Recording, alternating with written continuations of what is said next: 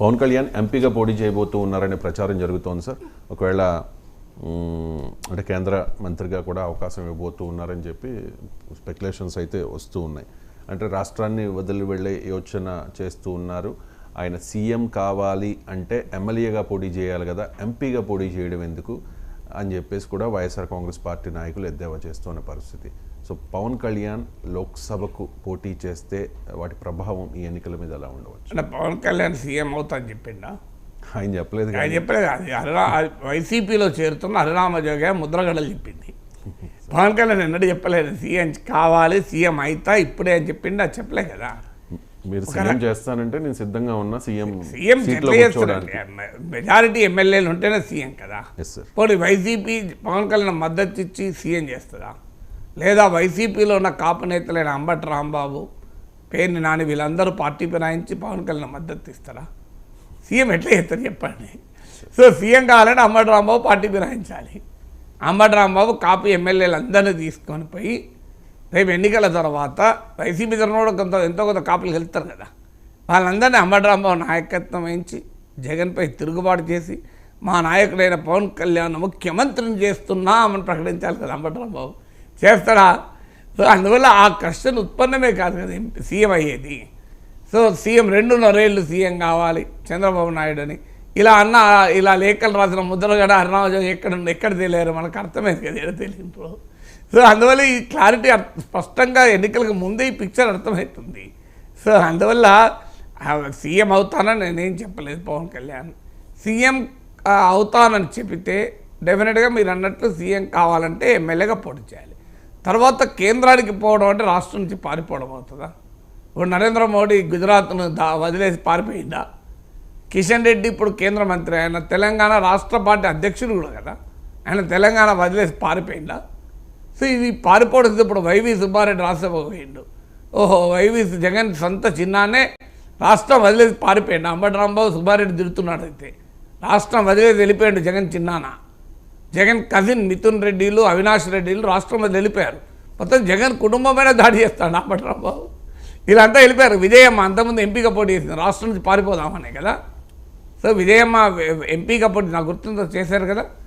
So ఎంపీగా పోటీ చేశారు కదా వైజాగ్ నుంచి. సో వైజాగ్ నుంచి అంటే మరి ఆమె రాష్ట్రం నుంచి పారిపోదామనే జగన్ అమ్మ విజయమ్మ గారు పోటీ చేశారా? ఇది అంబటి రాంబాబు చెప్పదలుచుకుంటే అభ్యంతరం లేదు. అంటే ఇంత జగన్ కుటుంబ సభ్యులంతా రాష్ట్రం నుంచి పారిపోదామని ఇలా పోటీ చేస్తారు పార్లమెంట్కు. సో అంబటి రాంబాబు ఎవరిని అంటున్నాడని తెలుసుకోవాలి కదా ఫస్ట్. సో అందువల్ల ఇలా పార్లమెంటుకు పోటీ చేసే వాళ్ళంతా విజయసాయిరెడ్డి పారిపోతున్నాడు, అంబటి రాంబాబు వైవి సుబ్బారెడ్డి పారిపోతున్నాడు, ఇంతమంది మిథున్ రెడ్డి పారిపోతున్నాడు, అవినాష్ రెడ్డి పారిపోతున్నాడు. మరి అయితే అప్పుడు అంబటి రాంబాబు మాట్లాడచ్చు, వీళ్ళందరూ ముఖ్యమంత్రి అభ్యర్థులు కారు కదా. పవన్ కళ్యాణ్ కూడా ముఖ్యమంత్రి అభ్యర్థి కాదు. 24 సీట్లు జనసేన పోటీ చేసి 94 సీట్లు 118లోనే 94 సీట్లు టీడీపీ పోటీ చేశాక పవన్ కళ్యాణ్ ఎట్లా ముఖ్యమంత్రి అభ్యర్థి అవుతారండి? అది కామన్ సెన్స్ చెప్తుంది కదా కాడని. సో అందువల్ల ముఖ్యమంత్రి అభ్యర్థి అయినప్పుడు ఈ విమర్శ నిజం, కానీ ముఖ్యమంత్రి అభ్యర్థి కానప్పుడు అది ఎలా నిజమవుతుంది? ముఖ్యమంత్రి అభ్యర్థి కానివారు ఎవరైనా పార్లమెంట్ పోటీ చేయొచ్చు. ఆ మాటకైతే జగన్మోహన్ రెడ్డి కూడా అంబటి రాంబాబు భాషలో చెప్పాలంటే రాష్ట్రం వదిలి చాలాసార్లు ఒకసారి పారిపోయింది. ఆయన కూడా ఫస్ట్ టైం ఆయన రాష్ట్రం వదిలి పారిపోయాడు. సో ఆయన జగన్మోహన్ రెడ్డి కూడా మొదటిసారి వాళ్ళ తండ్రి ముఖ్యమంత్రిగా ఉన్న సమయంలో రాష్ట్రం వదిలి పారిపోయాడు.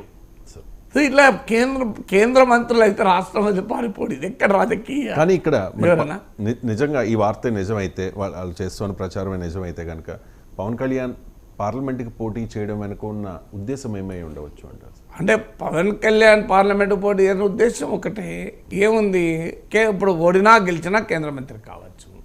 ఇప్పుడు గెలిచారనుకుందాం, చంద్రబాబు నాయుడు ముఖ్యమంత్రి, అంతే కదా. సో నెక్స్ట్ ఎవరుంటారు? ఆటోమేటిక్గా ఈ 5 ఏళ్లలో లోకేష్ను పైకి తీసుకురావాలి.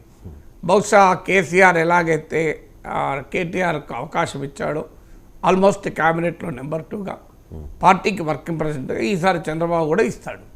ఇవ్వకుండా తప్పదు, ఎందుకంటే నెక్స్ట్ ఎలక్షన్ల వరకు లోకేష్ను సీఎం ఫేస్గా రూపొందించాలి. అందువల్ల అనివార్యంగా చంద్రబాబు క్యాబినెట్లో అప్రకటితంగా అన్డిక్లేర్డ్ చీఫ్ మినిస్టర్గా లోకేష్ ఉండాలి.